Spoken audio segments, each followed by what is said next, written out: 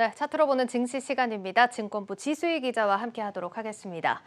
예, 지 기자 앞서서 이제 일주일 동안 증시 흐름 살펴봤는데 정말 쉽지 않았습니다. 네. 이제 전망이 중요할 것 같은데 증권가에서 어떻게 보고 있습니까? 네, 증권가에서는 딱히 우리 증시가 튀어오를 만한 그런 모멘텀을 찾기는 쉽지 않다라고 대부분 전망하고 있습니다. 예. 11월 FOMC에서 대부분 예정대로 테이퍼링을 진행한다고 했고요. 그리고 금리 인상은 내년 하반기 이후에 진행될 것으로 예상되는 등 예정된 수순으로 가고 있지만 지수가 상승할 만한 변수는 딱히 꼽을 것이 없는 상황입니다. 오늘도 3,000선 아래에서 계속 지수가 움직였는데요. 그럼에도 불구하고 희망적인 표 하나를 제가 준비를 했습니다. 증권사 세 곳이 전망한 올해 코스피 지수인데요. 예. 상단을 보면 교보증권에서 3,250, 유진투자증권에서 3,100, KTB투자증권에서 3,130까지 꼽고 있습니다. 사실 지금 지수에 비해서는 상당히 좀 높은 수준인데요. 예. 그만큼 연말까지는 조금 더 지수가 상승할 수 있다는 것에 무게를 두고 있는 상황입니다. 저는 지금 상황에서 이 하단에 더 시선이 가기 네. 마련인 것 같은데 일단 상단이 지금 한 3,300포인트 선까지 가깝게 제시가 됐습니다. 이만큼 올라갈 수 있을까요? 네, 사실 아시다시피 이 사이에서 지수가 움직일 수 있다고 예상을 한 거고요. 예. 말씀하신 대로 하단을 보면 2,850선까지도 예. 떨어질 수 있다고 전망을 하고 있는 겁니다. 따라서 여전히 인플레이션 우려 그리고 금리 인상 수순이 남아있고 기업 실적 전망이 여전히 낮아지고 있다는 점은 악재로 작용하고 있습니다. 예, 그렇군요. 그래도 뭐 상단을 이렇게 높게 제시한 또 이유가 있을 것 같다 싶은데 일단 박스권을 돌파할 수 있는 변수에 대해서 뭐 증시 전문가들은 어떤 부분을 꼽고 있을까요? 네, 역시 증시 전문가들의 의견은 좀 표로 준비를 해봤는데요. 예. 환율 하락과 소비 지표 개선, 또 원자재와 에너지 가격 안정, 기업 실적 레벨업 같은 변수들이 꼽혔습니다. 환율이 급등하면 우리 시장에서 외국인 자금이 빠져나갈 수 있기 때문에 환율 안정은 우리 시장의 중요한 변수로 꼽히고요. 예. 또 연말에는 중국의 관군제와 미국의 블랙 프라이데이 등 소비 시즌을 맞아서 연중 최대 소비가 발생하는 시기이기 때문에 이때 폭발적인 소비가 나타나면 기업 실적에도 반영이 되면서 국내 증시가 박스권 돌파할 수 있다고 교보증권은 의견을 내고 있습니다.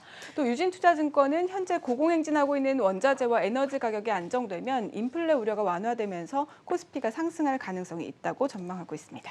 예, 좀 소비가 살아나면서 증시에 훈풍을 불어줬으면 하는 바람입니다. 자, 그럼에도 불구하고 여전히 우리 기업들의 실적 전망 좋지 않은 상황이죠? 네, 맞습니다. 3분기 실적은 대체로 좀 잘 나왔다고 볼 수 있는데요. 하지만 예. 그 이후의 실적 전망은 좀 좋지 않은 상황입니다. 역시 표를 하나 준비를 했는데요. 기업 실적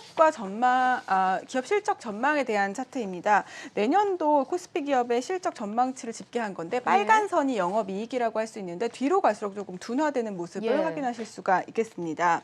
현재 코스피 지수가 힘을 쓰지 못하는 이유도 이렇게 이익 전망치가 하향 조정되고 있기 때문인데요.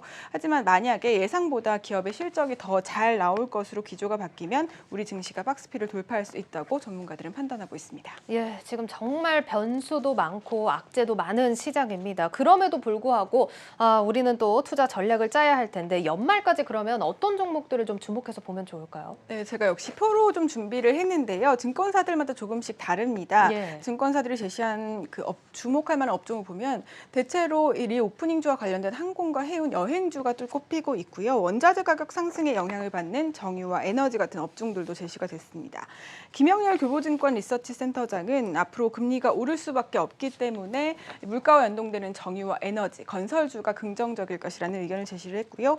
또 이승우 유진투자증권 리서치센터장은 글로벌 공급망 불안이 지속되고 있기 때문에 보수적으로 대응을 해야 한다는 의견을 제시하면서도 여행과 항공 등 리오프닝주를 비롯해서 또 내년에 반도체를 또 눈여겨볼 필요가 있다고 제시를 했습니다.